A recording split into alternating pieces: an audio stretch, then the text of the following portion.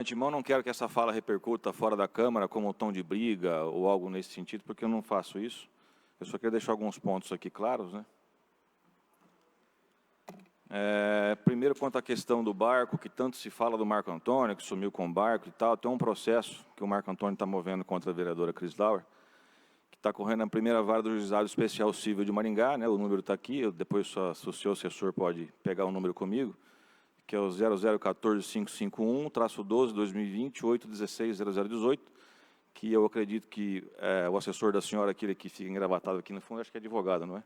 Então, ele pode acessar e a senhora pode ver a resposta do Marco Antônio e se defender, assim como nas outras meia dúzia de processos que a senhora já tem, inclusive com condenação que está em fase de recurso de fake news contra uma servidora também do Parque do Ingá, enfim. Não são processos meus, né? Se são processos de servidores, estou respondendo porque, como houve uma pergunta, eu faço aqui a resposta, não em tom de ataque, mas em tom de esclarecimento.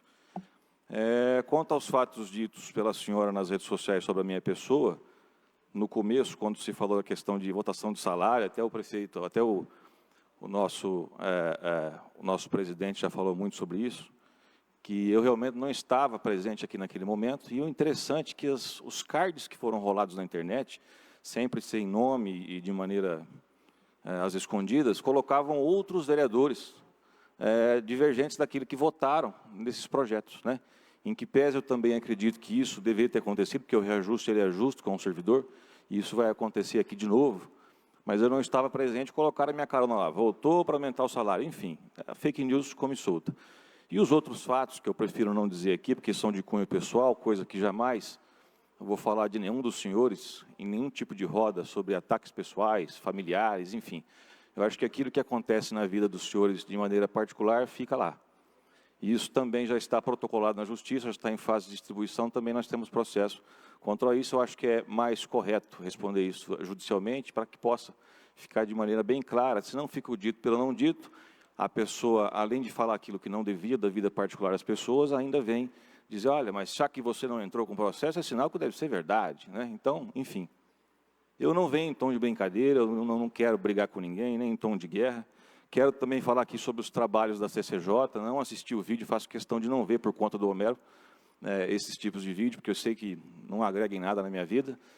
E a CCJ, antes desse projeto, quando alguém coloca um projeto na casa, primeiro, o vereador que ele já ganha para poder ter um pouco de inteligência e saber o que é que está fazendo, ele protocola um projeto achando, obviamente, que aquilo vai dar certo e que aquilo é pertinente juridicamente.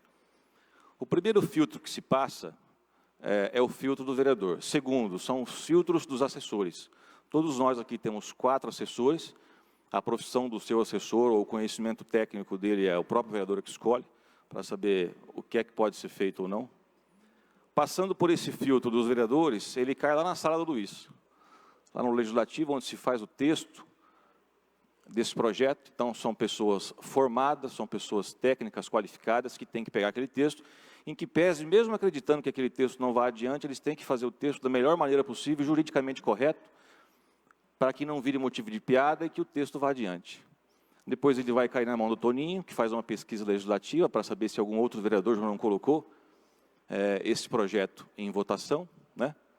Ele passa para o nosso jurídico, através dos advogados, do doutor Ginge, doutora Ana, os outros advogados aqui da Câmara, que fazem uma análise técnica, pessoas que são formadas, que trabalham no dia a dia com a técnica jurídica. Aí cai na mão da CCJ.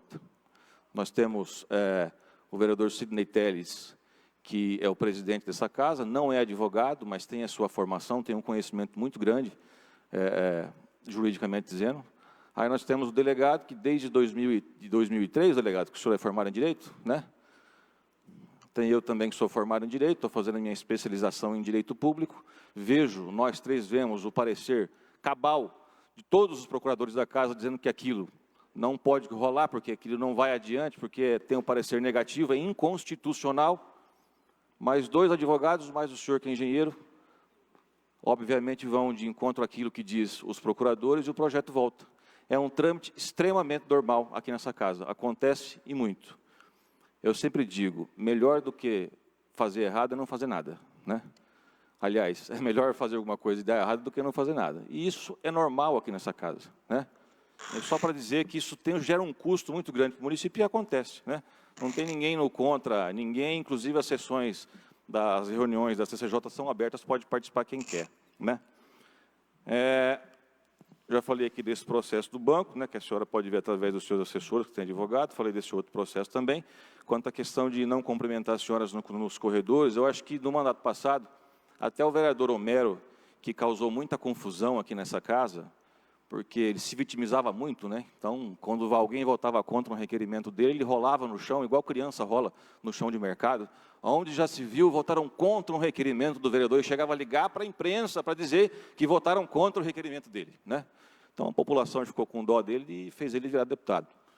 Outras coisas também, distribuía processos, ia lá para o Ministério Público, inclusive, num caso desse, achou ruim com a castração do município de Maringá, porque estava muito barato. Ele foi lá reclamar, dizendo que tinha coisa errada, o Ministério Público entrou contra o município.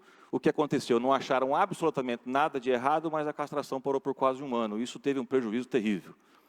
Essa casa tem uma sobra de caixa, os vereadores falaram para o prefeito, olha, por que você não gasta aqui, aqui e ali o dinheiro?